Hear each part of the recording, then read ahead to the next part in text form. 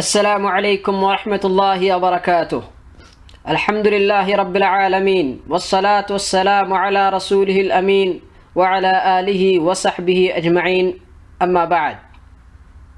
সম্মানিত শ্ৰোতামণ্ডলী, আজি এই পৰ্বত আমি আলোচনা কৰিম শেখ মুহাম্মদ বিন আব্দুল ওহাব ৰাহিমাহুল্লাহ লিখিত আল কাৱাইদুল আৰবা অৰ্থাৎ চাৰিটা নীতিমালা এই সম্পৰ্কে আমি আলোচনা কৰিম। ইয়াত তেখেতে তৌহিদ আৰু শিৰকৰ গুৰুত্বপূৰ্ণ চাৰিটা নীতিমালা সম্পৰ্কে আলোচনা কৰিছে আৰু মুশ্ৰিকসকলৰ দাবী কৰা চাফাত আৰু তৌহিদপন্থীসকলৰ সাব্যস্ত কৰা চাফাতৰ পাৰ্থক্য দাঙি ধৰিছে। সেয়ে আহক পোনপ্ৰথমে মহাসিংহাসনৰ প্ৰভু মহান আল্লাহ ৰব্বুল আলমিনৰ ওচৰত প্ৰাৰ্থনা কৰোঁ, তেওঁ যেন আপোনাক পৃথিৱী ও পৰকালত বন্ধুৰূপে গ্ৰহণ কৰে আৰু আপুনি য'তেই নাথাকক কিয় তেওঁ যেন আপোনাক বৰকতময় কৰে আৰু আপোনাক সেই সকলো লোকৰ অন্তৰ্ভুক্ত কৰে যিহঁতক কিবা প্ৰদান কৰা হ'লে কৃতজ্ঞতা প্ৰকাশ কৰে, বিপদত পৰিলে ধৈৰ্য ধাৰণ কৰে আৰু গুনাহ কৰিলে ক্ষমা প্ৰাৰ্থনা কৰে, কাৰণ এই তিনিটা বিষয় হৈছে সৌভাগ্যৰ প্ৰতীক।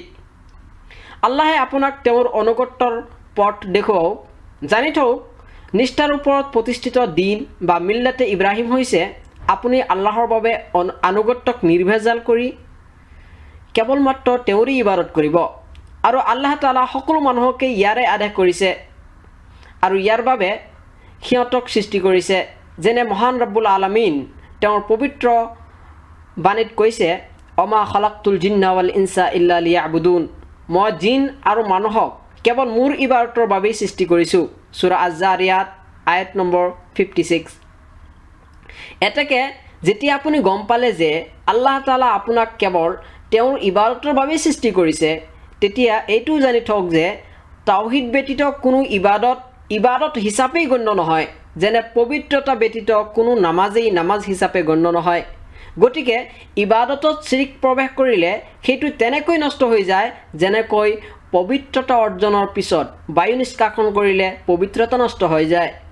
এতেকে যেতিয়া আপুনি গম পালে যে যেতিয়া ইবাদতত শিৰকৰ সংমিশ্ৰণ হয় তেতিয়া শিৰকে সেই ইবাদতসমূহক নষ্ট কৰি পেলায় আৰু যাৱতীয় আমল ধ্বংস কৰি পেলায় আৰু সেই ব্যক্তি চিৰস্থায়ী জাহান্নামীসকলৰ অন্তৰ্ভুক্ত হৈ যায়।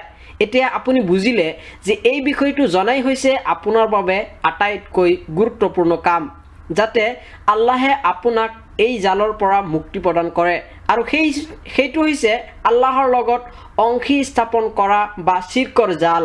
এই বিষয়ে আল্লাহ ৰাব্বুল আলামিন তেখেতৰ পবিত্ৰ কোৰানত কৈছে, ইন্নাল্লাহা লা ইয়াগফিৰু আন ইউশৰাকা বিহি ওয়া ইয়াগফিৰু মা দুনা যালিকা লিমান ইয়াশা। নিশ্চয় আল্লাহ তাআলা তেওঁৰ লগত অংশী স্থাপন কৰাক কেতিয়াও ক্ষমা নকৰে আৰু ইয়াৰ বাহিৰে তেওঁ যিটো ইচ্ছা সেইটোকে ক্ষমা কৰি দিয়ে। সূৰা আন-নিছা আয়াত নম্বৰ 48। আৰু এইটো অৰ্থাৎ শিৰকৰ এই জালৰ পৰা মুক্তি কেৱল এই চাৰিটা নীতি জনাৰ মাধ্যমতেই সম্ভৱ হ'ব, যিটো আল্লাহ তাআলা তেওঁৰ পুথিত অৰ্থাৎ পবিত্ৰ কোৰানত বৰ্ণনা কৰিছে। আহক আমি সেই চাৰিটা নীতি সম্পৰ্কে আলোচনা কৰোঁ। প্ৰথম নীতি হৈছে জনাৰ প্ৰয়োজন যে সেইসমূহ কাফিৰ যিহঁতৰ লগত নবী সাল্লাল্লাহু আলাইহি ওয়াসাল্লাম যুদ্ধ কৰিছিল, সিহঁতে এইটো স্বীকাৰ কৰিছিল যে আল্লাহ তাআলাই সৃষ্টিকৰ্তা, জীৱিকাদাতা আৰু সকলো বস্তুৰ পৰিচালক। তথাপিও এই স্বীকাৰোক্তি সিহঁতক ইছলামত প্ৰৱেশ কৰোৱা নাই। ইয়াৰ প্ৰমাণ আল্লাহ ৰাব্বুল আলামিনে কৈছে, কুল মান ইয়াৰযুকুকুম মিনাছ সামাই ওয়াল আৰদ আম্মান ইয়ামলিকুছ সামআ ওয়াল আবসাৰা ওয়া মান ইখৰিজুল হাইয়া মিনাল মাইয়িত ওয়া ইখৰিজুল মাইয়িতা মিনাল হাইয় ওয়া মান ইউদাব্বিৰুল আমৰা ফাসায়াকুলুনা আল্লাহ ফাকুল আফালা তাত্তাকুন। কোৱা, তেওঁ কোন যিয়ে তোমালোকক আকাশ আৰু পৃথিৱীৰ পৰা জীৱিকা দান কৰে, অথবা কোন সেইজন যিয়ে কাণ আৰু চকুৰ ওপৰত পূৰ্ণ অধিকাৰ ৰাখে, আৰু তেওঁ কোন যিয়ে জীৱন্তক প্ৰাণহীনৰ পৰা উলিয়ায় আৰু প্ৰাণহীনক জীৱন্তৰ পৰা উলিয়ায়, আৰু সাৰ্বভৌম কৰ্তৃত্ব কাৰ? তেতিয়া অৱশ্যেই সিহঁতে ক'ব আল্লাহ। এতেকে তুমি কোৱা, তেন্তে কি তোমালোকে তাকৱা অৱলম্বন নকৰিবানে? সূৰা ইউনুছ আয়াত নম্বৰ 31। দ্বিতীয় নীতিটো হৈছে আৰবৰ মুশ্ৰিকসকলে কৈছিল, আমি কেৱল নৈকট্য আৰু চুপাৰিচ পোৱাৰ আশাত সিহঁতক আহ্বান জনাওঁ আৰু সিহঁতৰ শৰণাপন্ন হওঁ। নৈকট্য লাভৰ আশাত সিহঁতক আহ্বান কৰিছিল আৰু ইয়াৰ প্ৰমাণ আল্লাহ ৰাব্বুল আলামিন পবিত্ৰ কোৰানত কৈছে ওয়াল্লাযীনা ইত্তাখাযু মিন দুনিহি আউলিয়া মা না'বুদুহুম ইল্লা লিয়ুকাররিবুনা ইলাল্লাহি যুলফা ইন্নাল্লাহা ইয়াহকুমু বাইনাহুম ফীমা হুম ফীহি ইখতালিফুন ইন্নাল্লাহা লা ইয়াহদি মান হুয়া কাযিবুন কাফাৰ। আৰু যিহঁতে আল্লাহৰ পৰিৱৰ্তে আনক অভিভাৱক ৰূপে গ্ৰহণ কৰে সিহঁতে কয় আমি এওঁলোকৰ ইবাদত এইবাবেই কৰোঁ যে এওঁলোকে আমাক আল্লাহৰ সান্নিধ্য লাভ কৰাই দিব। সিহঁতে যি বিষয়ে পৰস্পৰৰ মাজত মতভেদ কৰিছে আল্লাহে তাৰ ফাইছলা কৰি দিব। নিশ্চয় আল্লাহ মিথ্যাবাদী ও কাফিৰসকলক সৎ পথত পৰিচালিত নকৰে। সূৰা আজ-জুমাৰ আয়াত নম্বৰ 3। এই উপাস্যবোৰ আল্লাহৰ ওচৰত সিহঁতৰ চুপাৰিশকাৰী হ'ব বুলি সিহঁতে তাৰ উপাসনা কৰিছিল। ইয়াৰ প্ৰমাণ আল্লাহ ৰাব্বুল আলামিনে কৈছে ওয়ায়াবুদুনা মিন দুনিল্লাহি মা লা ইয়াদুৰৰুহুম ওয়া লা ইয়ানফাউহুম ওয়া ইয়াকুলুনা হাউলাই শুফাআউনা ইনদাল্লাহ।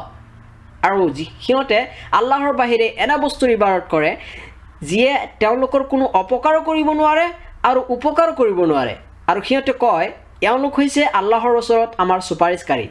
চাওক সূৰা ইউনুছ আয়াত নম্বৰ 18। আৰু চুপাৰিশ বা চাফাত দুপ্ৰকাৰ। 1 নম্বৰ অস্বীকৃত, 2 নম্বৰ স্বীকৃত। অস্বীকৃত চাফাত বা চুপাৰিশ হৈছে যিটো আল্লাহ ব্যতীত আনৰ ওচৰত বিচৰা হয়, যিটো কৰাৰ ক্ষমতা আল্লাহৰ বাহিৰে আন কাৰো নাই। যেনে আল্লাহ তাআলা কৈছে ইয়া আইয়ুহাল্লাযীনা আমানু আনফিকু মিম্মা রাযাকনাকুম মিন ক্বাবলি আন ইয়াতিয়া ইয়াউমুন লা বাইউন ফীহি ওয়ালা খুল্লাতুন ওয়ালা শাফাআ ওয়াল কাফিরুনা হুমুদ যালিমুন। হে ইমানদাৰসকল, আমি তোমালোকক যি জীৱিকা দান কৰিছোঁ তাৰ পৰা সেই দিন অহাৰ পূৰ্বেই ব্যয় কৰা যিদিনা কোনো ব্যৱসায় বাণিজ্য নাথাকিব আৰু বন্ধুত্ব অথবা চুপাৰিশো নাথাকিব আৰু অবিশ্বাসকাৰীসকলৰ বাবেই। আৰু অবিশ্বাসকাৰীসকলেই হৈছে আচল অৰ্থাৎ প্ৰকৃত অন্যায়কাৰী। সূৰা আল বাকাৰা আয়াত নম্বৰ 254। 2 নম্বৰ স্বীকৃতি অৰ্থাৎ স্বীকৃত চুপাৰিশ, যিটো কেৱল আল্লাহৰ ওচৰতে বিচৰা হয়। আচলতে চুপাৰিশকাৰীৰ ওচৰত চুপাৰিশ প্ৰাৰ্থনা কৰাৰ জৰিয়তে তেওঁক সন্মানিত কৰা হয় আৰু যাৰ বাবে চুপাৰিশ কৰা হ'ব সি এনে ব্যক্তি হ'ব লাগিব যাৰ কথা ও কৰ্মত আল্লাহ সন্তুষ্ট আৰু সেয়াও হ'ব অনুমতি পোৱাৰ পিছত। যেনে আল্লাহ তাআলা কৈছে মান যাল্লাযী ইয়াশফাউ ইনদাহু ইল্লা বিইذনিহি। কোন আছে এনেকুৱা যিয়ে অনুমতি ব্যতীত তেওঁৰ ওচৰত চুপাৰিশ কৰিব পাৰিব? সূৰা আল বাকাৰা আয়াত নম্বৰ 255। তৃতীয় নীতিটো হৈছে নবী সাল্লাল্লাহু আলাইহি সাল্লামৰ আগমন এনে লোকসকলৰ মাজত ঘটে যিহঁত ইবাদতৰ ক্ষেত্ৰত ভিন্ন আছিল। সিহঁতৰ মাজত কিছুমানে ফিৰিষ্টাসকলৰ ইবাদত কৰিছিল আৰু কিছুমানে নবী ও সৎ লোকসকলৰ ইবাদত কৰিছিল আৰু কোনোবাই গছ গছনি ও শিলৰ পূজা কৰিছিল আৰু কোনোবাই সূৰ্য ও চন্দ্ৰৰ ইবাদত কৰিছিল। আৰু নবী সাল্লাল্লাহু আলাইহি ওয়াসাল্লাম সিহঁতৰ মাজত কোনো পাৰ্থক্য নকৰি সিহঁত সকলোৰে বিৰুদ্ধে যুদ্ধ কৰিছিল। ইয়াৰ প্ৰমাণ আল্লাহ ৰাব্বুল আলামিনে কৈছে অকাতিলুহুম হাত্তা লা তাকুনা ফিতনাতুন ওয়া ইয়াকুনা আদ-দীনু কুল্লুহু লিল্লাহ। আৰু তোমালোকে সিহঁতৰ বিৰুদ্ধে সংগ্ৰাম কৰি থাকিবা যেতিয়ালৈকে ফিতনা অৰ্থাৎ বিপৰ্যয়ৰ অৱসান নঘটে আৰু যেতিয়ালৈকে দিন ইছলাম সম্পূৰ্ণৰূপে আল্লাহৰ বাবে প্ৰতিষ্ঠিত নহয়। সূৰা আল আনফাল আয়াত নম্বৰ 39। আৰু সিহঁতে যে সূৰ্য ও চন্দ্ৰৰ ইবাদত কৰিছিল ইয়াৰ প্ৰমাণ আল্লাহ ৰাব্বুল আলামিনে কৈছে অমিন আয়াতিহিল লাইলু ওয়ান নাহাৰ ওয়াশ-শামসু ওয়াল কমাৰ লা তাসজুদু লিশ-শামসি ওয়ালা লিল-কমাৰ ওয়াসজুদু লিল্লাহিল্লাযী খালাকাহুন্না ইন কুনতুম ইয়্যাহু তা'বুদুন। আৰু তেওঁৰ নিদৰ্শনসমূহৰ মাজত ৰাতি ও দিন, সূৰ্য ও চন্দ্ৰ, তোমালোকে সূৰ্যক সাজদা নকৰিবা আৰু চন্দ্ৰকো নহয়। সাজদা কৰা কেৱল আল্লাহক যিয়ে এইবোৰক সৃষ্টি কৰিছে, যদি তোমালোক কেৱল তেওঁৰে ইবাদত কৰা। সূৰা ফুছিলাত আয়াত নম্বৰ 37। সিহঁতে যে ফিৰিষ্টাসকলৰ ইবাদত কৰিছিল তাৰ প্ৰমাণ আল্লাহ ৰাব্বুল আলামিনে কৈছে ওয়ালা ইয়ামুৰাকুম আন তাত্তাখিযুল মালাইকাতা ওয়ান নাবিয়্যিনা আৰবাবা। আৰু তেওঁ তোমালোকক কেতিয়াও এইটো নিৰ্দেশ নিদিয়ে তোমালোক ফিৰিষ্টাসকল ও নবীসকলক প্ৰতিপালক ৰূপে গ্ৰহণ কৰা। সূৰা আল ইমৰান আয়াত নম্বৰ 80। মক্কাৰ কাফিৰসকলে যে নবীসকলৰ ইবাদত কৰিছিল তাৰ প্ৰমাণ আপুনি চাব পাৰে। আল্লাহ ৰাব্বুল আলামিনে কৈছে ওয়াইদ ক্বালাল্লাহু ইয়া ঈসা ইবনে মারইয়াম আআনতা কুলতা লিন-নাসি ইত্তাখিযুনি ওয়া উম্মি ইলাহাইনি মিন দুনিল্লাহ।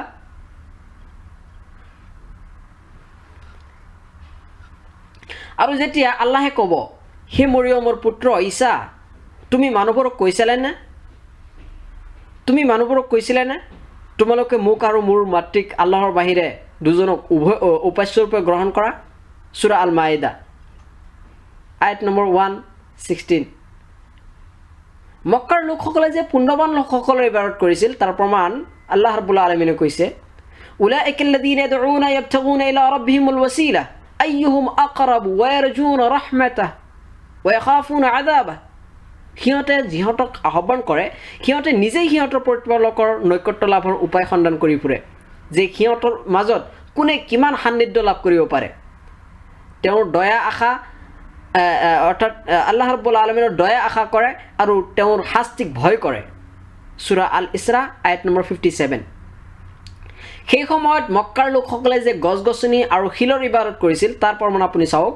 আল্লাহ ৰাব্বুল আলামিনে কৈছে, আফৰাআইতুমুল লাতা ওয়াল উজ্জা ওয়া মানাত আছ-সালিসাতাল উখৰা। তোমালোকে ভাবিছানে লাত আৰু উজ্জা সম্বন্ধে আৰু তৃতীয় আন এটা মানাত সম্বন্ধে? সূৰা আন-নাজম আয়াত নম্বৰ 19-20। এইদৰে আবু ৱাকিদ আল-লাইছি ৰাদিয়াল্লাহু তাআলা আনহুৰ হাদিসো ইয়াত প্ৰমাণ। তেওঁ কয়, خرجنا مع النبي صلى الله عليه وسلم إلى حنين ونحن حدثاء بعهد بكفر وللمشركين سدرة يعكفون عندها وينوطون بها أسلحتهم يقال لها ذات أنواط فمررنا بسدرة فقلنا يا رسول الله اجعل لنا ذات أنواط كما لهم ذات أنواط। আমি নবী করিম সাল্লাল্লাহু আলাইহি সাল্লামৰ লগত হুনাইনৰ যুদ্ধলৈ ওলালোঁ। আমি তেতিয়া মুছলিম আছিলোঁ। সেই সময়ত মুশ্ৰিকসকলৰ এটা বৃক্ষ আছিল যাৰ ওচৰত সিহঁতে অৱস্থান কৰিছিল আৰু তাৰ ডালসমূহত সিহঁতৰ অস্ত্ৰবোৰ ওলমাই ৰাখিছিল। তাৰ নাম আছিল জাতু আনৱাত অৰ্থাৎ বৰকটৰ গছ। আমি এই ধৰণৰ এটা গছৰ ওচৰেদি অতিক্ৰম কৰিলোঁ। আমি আল্লাহৰ ৰসুল সাল্লাল্লাহু আলাইহি সাল্লামক ক'লোঁ, হে আল্লাহৰ ৰসুল সাল্লাল্লাহু আলাইহি সাল্লাম, আমালোকৰ বাবেও এটা জাতু আনৱাত নিৰ্ধাৰিত কৰি দিয়ক যেনেকৈ সিহঁতৰ আছে। হাদিসটো তিৰমিজিৰ। চতুৰ্থ নীতিমালাটো হৈছে আমাৰ এই যুগৰ মুশ্ৰিকসকলৰ শিৰক পূৰ্ব যুগৰ মুশ্ৰিকসকলতকৈ অধিক কঠোৰ। কাৰণ পূৰ্ব যুগৰ মুশ্ৰিকসকল কেৱল সুখ আৰু সচ্ছলতাৰ সময়ত শিৰক কৰিছিল আৰু দুখ ও আপদ বিপদৰ সময়ত একান্তভাৱে আল্লাহকে আহ্বান কৰিছিল। কিন্তু আমাৰ এই যুগৰ মুশ্ৰিকসকলে সুখ দুখ সৰ্ব অৱস্থাতে আল্লাহৰ লগত শিৰক কৰে। তাৰ দলিল, তাৰ প্ৰমাণ আল্লাহ ৰাব্বুল আলামিনৰ বাণী, ফাইদা ৰাকিবু ফিল ফুলকি দাউ আল্লাহ মুখলিছিনা লাহুদ্দিন ফালাম্মা নাজ্জাহুম ইলাল বাৰৰি ইযা হুম ইউশৰিকুন। সিহঁতে যেতিয়া নাৱত আৰোহণ কৰে তেতিয়া সিহঁতে বিশুদ্ধ চিত্তে আল্লাহকেই মাতে। তাৰপিছত তেওঁ যেতিয়া স্থলত আনি সিহঁতক উদ্ধাৰ কৰে তেতিয়া সিহঁতে শিৰক কৰে। সূৰা আল আনকাবুত আয়াত নম্বৰ 65। শ্ৰোতামণ্ডলী, আজিৰ এই পৰ্ব আমি ইয়াতে সামৰণি মাৰিছোঁ। আল্লাহৰ ওচৰত দোৱা কৰিছোঁ আল্লাহে আমাক সঠিক পথ দেখুৱাওক আৰু তাৰ ওপৰত পৰিচালিত কৰক। আমিন। ওয়া সাল্লাল্লাহু আলা নবিল কৰিম ওয়া আলহামদুলিল্লাহি ৰাব্বিল আলামিন।